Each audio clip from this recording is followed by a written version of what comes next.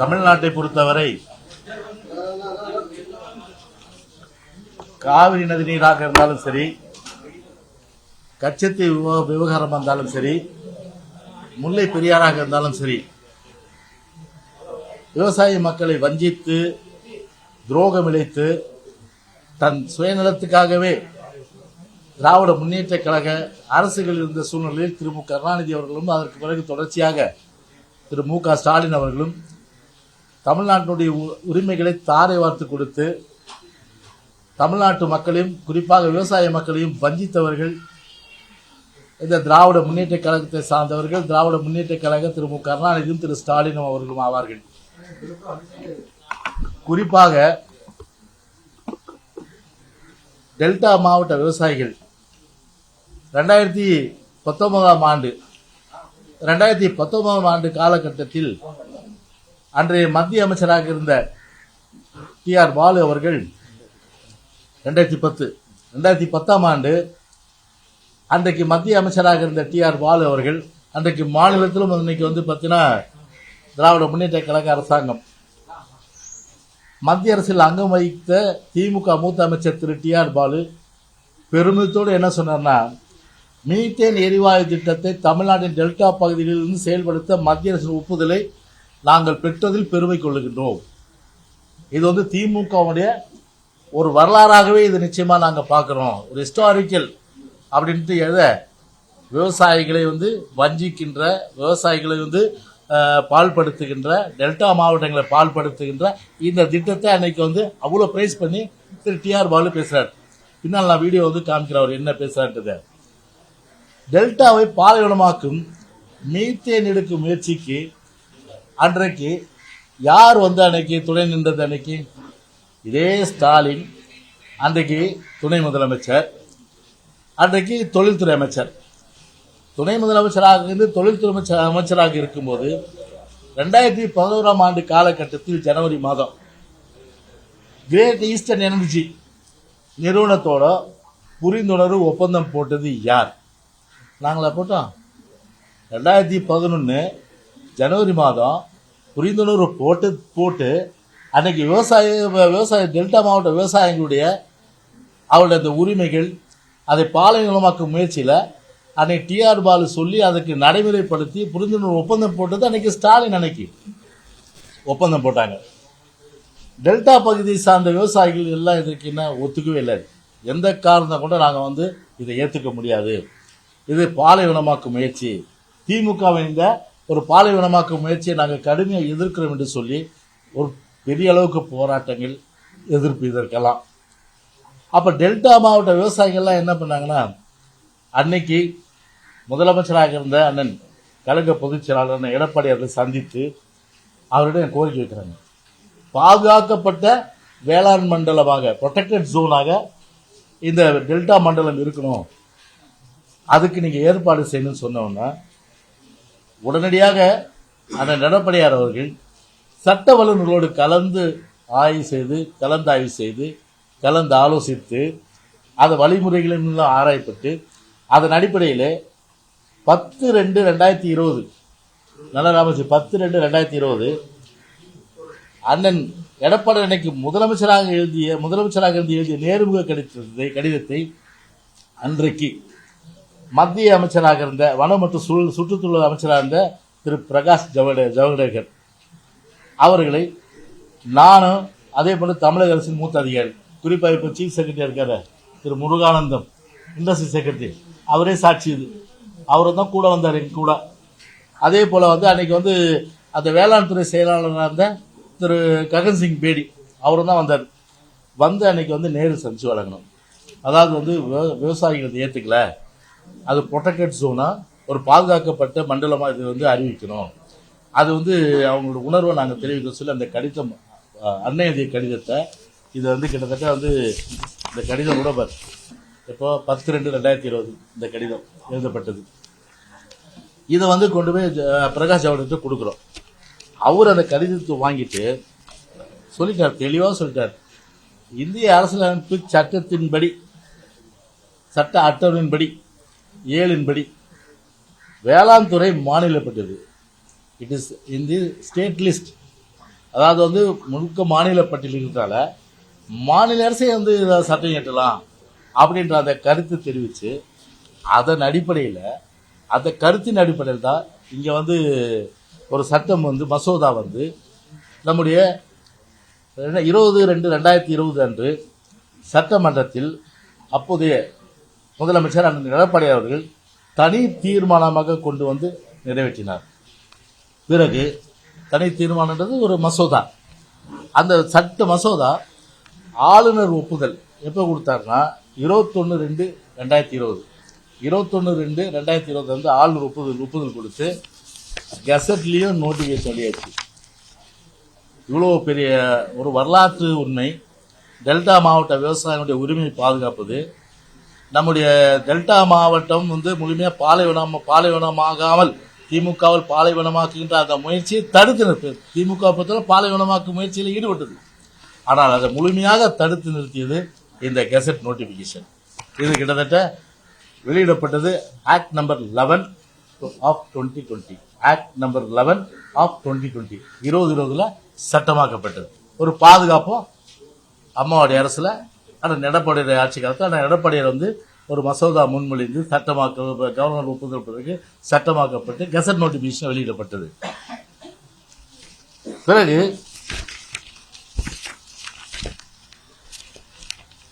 இப்ப 2 நாட்களுக்கு முன்பு நாடாளுமன்றத்தில் தற்போதைய வனம் மற்றும் சுற்றுச்சூழல் துறை அமைச்சர் பாதுகாக்கப்பட்ட வேளாண் மண்டலம் சார்பாக எந்த கடிதம் பெறவில்லை என்று தெரிவித்தார் என்ற செய்திகள் உலா வந்துள்ளன.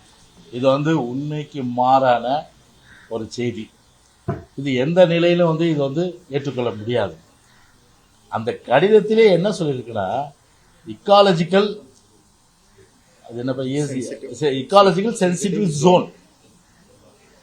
அந்த கடிதத்தில் அக்ரிகல்ச்சர் மென்ஷன் பண்ணல, இக்கோலாஜிக்கல் சென்சிட்டிவ் ஜோன் தான். இக்கோலாஜிக்கல் சென்சிட்டிவ் ஜோன்னா ஒரு பறவைகள் சரணாலயம், அதே போன்று சில அரிய வகை உயிரினங்கள் வந்து பாதுகாக்கப்படுறது. இதை தான் வந்து அந்த கடிதத்தில் மென்ஷன் பண்ணியிருக்காங்க. ஆனால் எவ்வளோ பாருங்க மக்களை குழப்பணும். இன்னைக்கு விவசாயிகள் வந்து ஒட்டுமொத்தமாக அனைத்து இந்திய அண்ணா திராவிட முன்னேற்ற கழகத்துக்கு அந்த எடப்பாடியார் பக்கம் இருக்கிறாங்க. அதை இன்னைக்கு வந்து பொறுக்க முடியல. வயிற்றெரிச்சல், நெஞ்செரிச்சல் ஸ்டாலினுக்கும் உதயநிதிக்கும் அவங்க சார்ந்தவங்களுக்கும். உடனே ஐடிவிங்க எடுத்தாங்க ட்விட்டரில், போடு இப்படி ஒரு நியூஸை. சரபங்க அந்த திட்டத்தை வந்து நிறைவேற்றினால விவசாயிகள் பாராட்டு பண்ணாங்க. ஜீர்ணிச்சிக்க முடியல. அதை திசை திருப்பணும். விவசாயிகள் வந்து ஒட்டுமொத்தமாக வந்து அனைத்து இந்திய அண்ணா திராவிட முன்னேற்ற கழகத்தின் பக்கம் அந்த எடப்பாடியார் பக்கத்தில் இன்னைக்கு உறுதுணையாக இருப்பது கண்ணை உறுத்துது. அதில் அதை ஐடிவிங்க வச்சு ஒரு கோழைத்தனமா பிற்போக்குத்தனமா ஒரு தவறான செய்தி இன்னைக்கு வந்து பரப்பிடப்பட்டிருக்காங்க. அப்போ நான் ஏற்கனவே சொன்ன மாதிரி என்ன உண்மை இதில், டெல்டா மாவட்ட விவசாயிகளுடைய அந்த உரிமையை பறித்து பாலைவனமாக்கும் முயற்சியை எடுத்தது திமுக. ஆனால் அதை தடுத்தது அனைத்து இந்திய அண்ணா திராவிட முன்னேற்ற கழகம், அம்மாவுடைய அரசு, அந்த நிலப்படியார். இதுதான் உண்மை நிலை. ஏன்னா இல்லை, ஆனால் 11/2/2002 10/2/2002 முதலமைச்சர் எடப்பாடியார் அவர்கள் எழுதிய நேர்முக எடுத்து அன்னைக்கு போய் நான் போய் கொடுத்தேன். அன்னைக்கு நானே நேரடியாக மத்திய அமைச்சர் சத்துக்கு அடித்த வீடியோ இதெல்லாம் பார்த்தா உங்களுக்கு வந்து கம்ப்ளீட்டாக வந்து இப்போ வந்து போட்டு காமிக்க போகிறவங்களுக்கு. அதே மாதிரி இன்னொரு முக்கியமான விஷயம், இது நான் வந்து அந்த எடப்பாடியார் ஆட்சி காலத்தில் விவசாயிகளுடைய இந்த முறையீட்டின் பேரில் கோரிக்கையின் அடிப்படையில் திமுக அந்த பாலைவனமாக்கும் முயற்சியில் எடுத்த நடவடிக்கை சொன்னேன். ஆனால் இந்த சட்டத்திற்கு இப்போதைய ஆளும் மாநில அரசே அதை வந்து ஏற்றுக்கினது கூட இந்த ஐடிவிங்க வந்து முழு பூசணிக்காய சோத்துல மறைக்கிற வேலையை இன்னைக்கு வந்து அதை பண்ணியிருக்க. ஏற்றுப்பாங்களா தமிழ்நாடு? பாருங்க, கிட்டத்தட்ட மத்திய அரசு பொறுத்தவரை இந்த இப்போ கரண்ட்ல புதியது ஒரு 3 சுரங்கங்கள், அதாவது வந்து சேத்தியாத்தோப்பு கிழக்கு, மைக்கேல்பட்டி, வடச்சேரி ஆகிய பகுதிகள் உள்ளது வந்து அறிந்து உடனே வந்து அங்கே வந்து சுரங்கம் தோண்டணும்னு சொல்லிட்டு மத்திய அரசு விரும்புது. அதுக்கு வந்து இப்போ இருக்கிற முதலமைச்சர் வந்து பிரதமர் கடிதம் எழுதுறாரு. யார் சொன்னது? யார்? திரு தங்கம் தென்னரசு.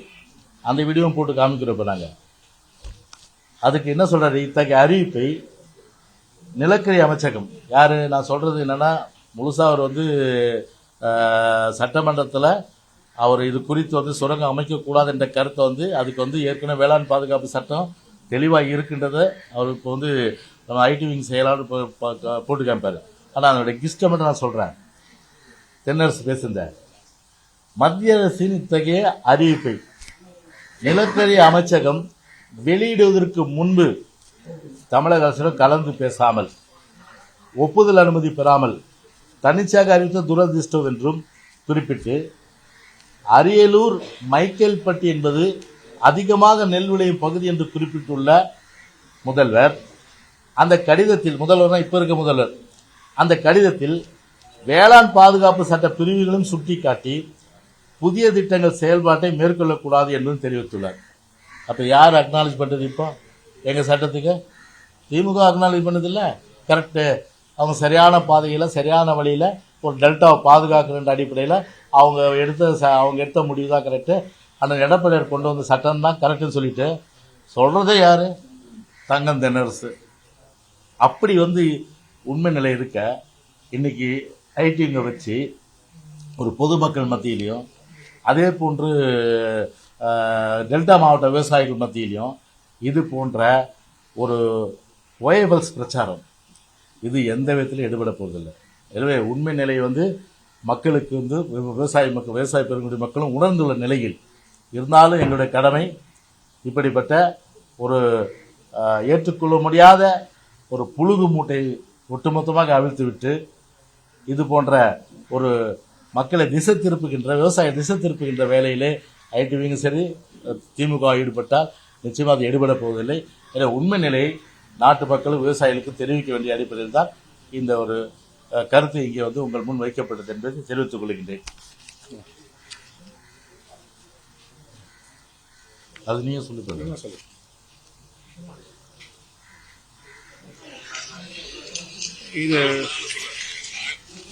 இது திரு டி.ஆர். பாலு அவர்கள் நேரடியாக ஒரு ஒப்புதல் வாக்குமூலம் கொடுக்கிறாரு, பாருங்க. சவுண்டு மேல மேல மேல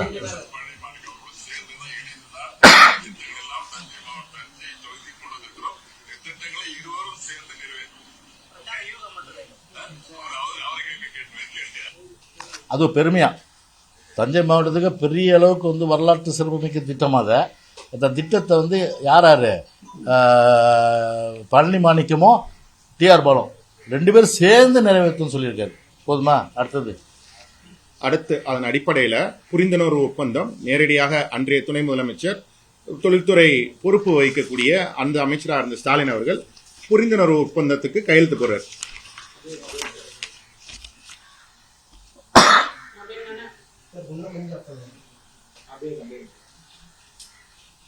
இது வந்து ஆக்சுவலா 2011 கிரேட் ஈஸ்டர்ன் எனர்ஜி அந்த நிறுவனத்தோட வந்து ஜனவரி மாதம் போடுற ஒப்பந்தம். அது எம்ஓயு எவ்வளோ பெரிய அண்ட புழுகம் ஆகாச புழுகம் ஒட்டுமொத்தமாக தமிழ்நாட்டை சீரழித்து விவசாய பெருங்குடி மக்களுடைய வாழ்வாதாரத்தை சீரழித்து கொஞ்சம் கூட கூச்ச நாட்டம் இல்லாமல் இப்படி வந்து ஒரு அபாண்டமாக சொல்றது ஏற்றுக்கொள்ள முடியாது. அது சார்ந்து எப்பயுமே அவங்க திட்டங்கள் நம்மளுடைய தமிழ்நாட்டுடைய வளங்களை கொடுக்கறதும் அதே மாதிரி கச்சத்தீவை தாரை வார்க்கும் இதே மாதிரி தாரை வார்த்துருவாங்க.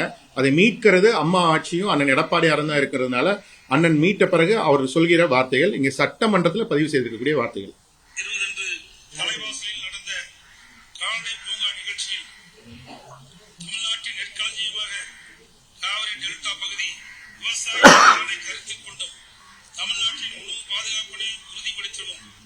காவிரி டெல்டா மாவட்டங்கள் மற்றும் சில டெல்டா பகுதிகளில் பாதுகாக்கப்பட்ட வேளாண் மண்டலமாக மாற்றப்படும் என்ற அறிவிப்பை நான் வெளியிட்டேன்.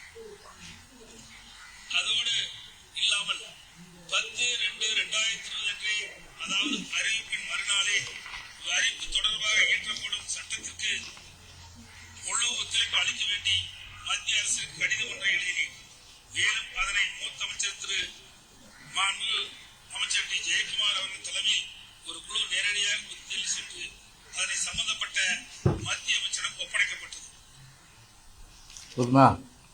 10/2/2020 எழுதின கடிதம் வந்து முதலமைச்சர் எழுதின கடிதம், அன்றைய முதலமைச்சர் எழுதின கடிதம், அந்த எடப்பாடி எழுதின கடிதம் என் தலைமையில் ஒரு குழு மத்திய வேளாண் துறை அமைச்சர் திரு பிரகாஷ் ஜவடேகர் நேரடியாக போய் கொடுத்தோம்.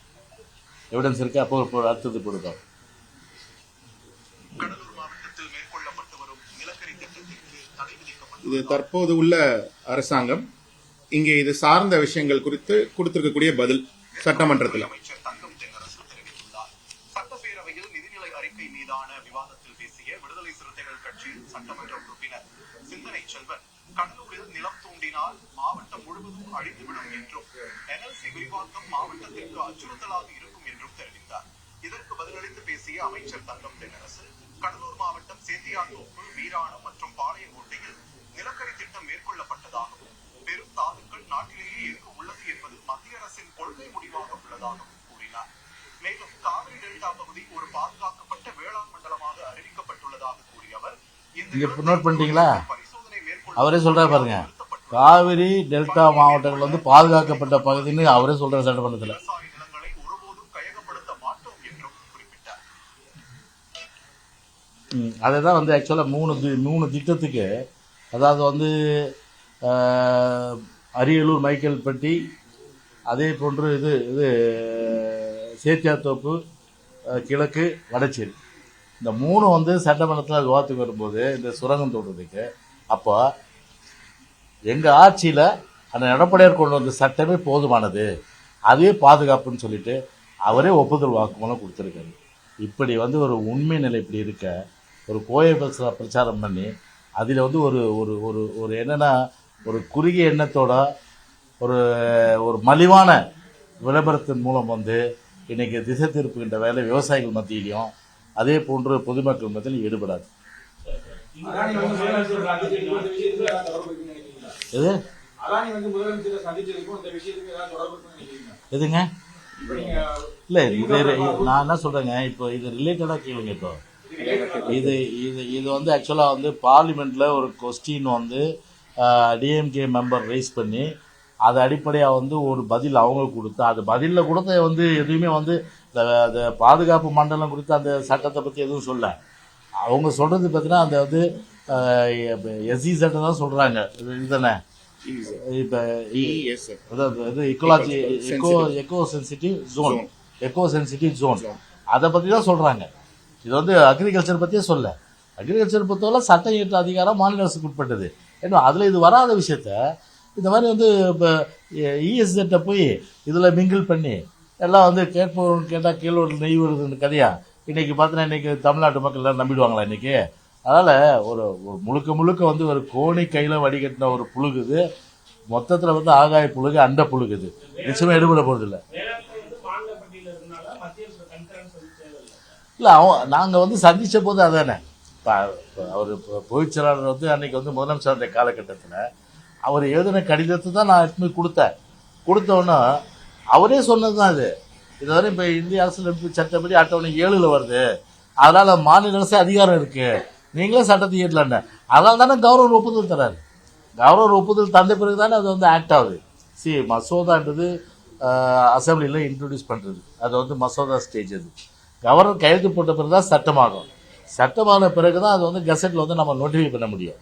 ஆமாம், மசோதா அண்ணன் வந்து இன்ட்ரடியூஸ் பண்ணி அது கவர்னர் போய் அது வந்து சட்டமாகி அதன் பிறகு வந்து கெசட்டில் நோட்டிஃபிகேஷன் ஆகிருக்கு.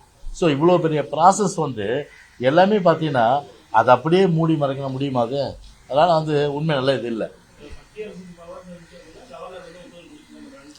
ஆமாம், கண்டிப்பாக மாநில அரசுக்கு அதிகாரத்துக்கு உட்பட்டவர்னால தானே ஒரு ஆளுநரே வந்து பார்த்தீங்கன்னா ஒப்புதல் தராரு. அதனால் இது வந்து எல்லாத்தையும் விட மூடுங்க.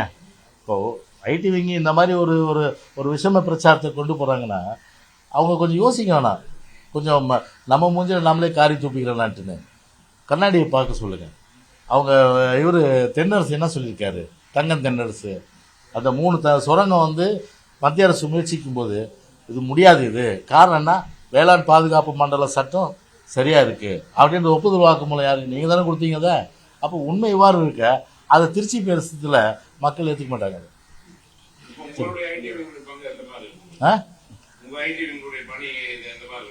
அது சூப்பராக இருக்க பார்த்தீங்களா? அதெல்லாம் நாங்கள்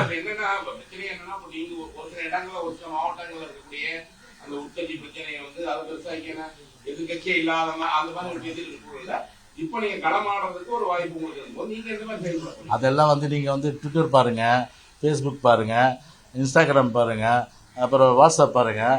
எவ்வளோ நீங்கள் பார்க்கறது இல்லைன்னு நினைக்கிறேன் அன்பழகன். ஐடி இங்கே வந்து பார்த்தீங்கன்னா பிரமாதமாக நெத்தி இடி அடிச்சிட்டு இருக்கு. போதுமா? ஓகே. இன்னைக்கு சார் ஒரே ஒரு கேள்வி.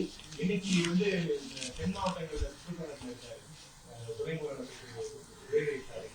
அவர் நாளைக்கு அவருடைய பிறந்தநாளை முன்னிட்டு இன்னைக்கு பள்ளி மாணவர்கள் எல்லாருமே ஒரு கூட்டமா நிக்க வச்சு அவருக்கு பிறந்தநாள் வாழ்த்து சொல்ல வச்சிருக்காரு.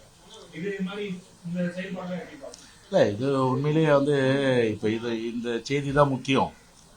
இந்த செய்தி தான் முக்கியம். நாளைக்கு உங்களை சந்தித்து நான் சொல்கிறேன். இருந்தாலும் வந்து பார்த்தீங்கன்னா பள்ளி மாணவர்லேருந்து அந்த வரவேற்பு நிகழ்ச்சியில் ஈடுபடுத்துன்றது அபத்தமானது, ஏற்றுக்கொள்ள முடியாதது. நிச்சயமாக பார்த்தீங்கன்னா இது வந்து அவர் மேலே பார்த்தீங்கன்னா உண்மையிலேயே அதுக்குரிய வழக்கம் போடணும் உதயநிதி மேலே.